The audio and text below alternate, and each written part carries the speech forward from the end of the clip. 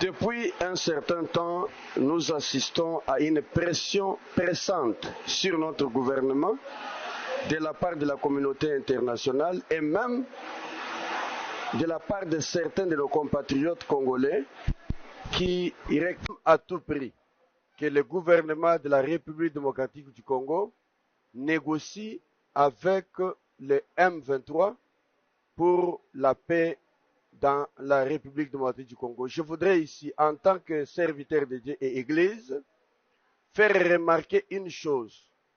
Nous tous, nous prions et nous désirons le retour de la paix dans notre pays. Mais il y a un fait à comprendre.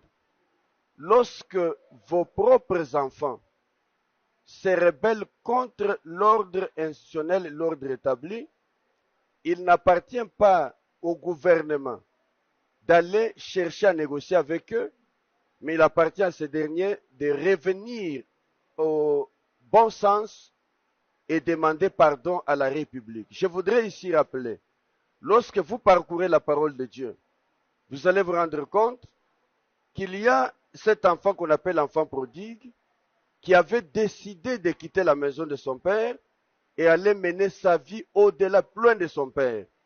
Après avoir dilapidé tout ce qu'il avait et qu'il était dans une situation irrégulière, ce n'est pas le père qui est allé négocier avec lui pour qu'il rentre à la maison. Cet enfant est revenu à la conscience.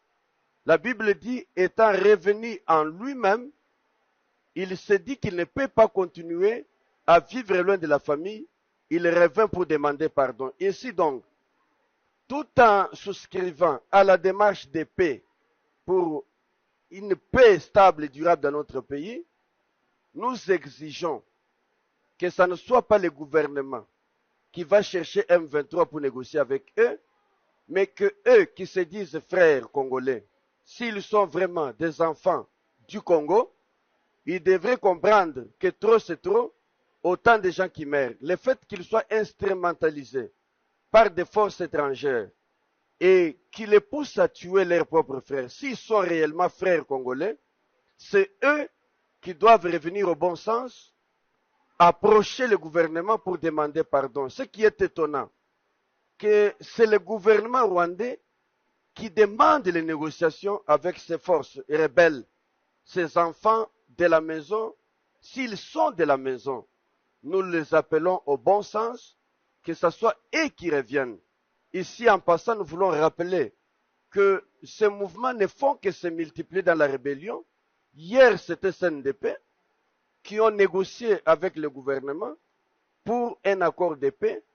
C'est d'ailleurs de là qu'est né le M23 parce qu'il s'agit d'un mouvement qui réclame la mise en œuvre de l'accord signé le 23 mars 2009.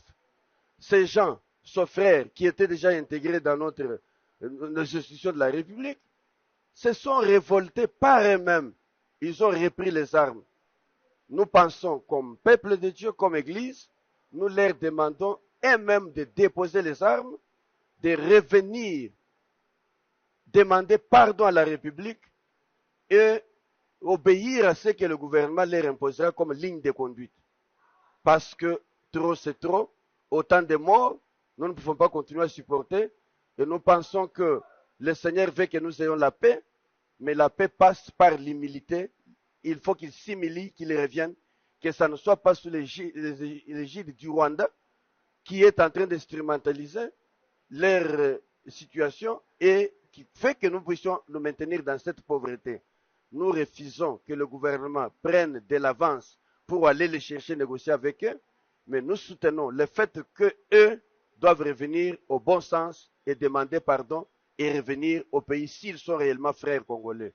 Voilà ce que nous avons à émettre comme point de vue en tant que serviteurs de Dieu, pasteur et Église. Merci, que Dieu vous bénisse.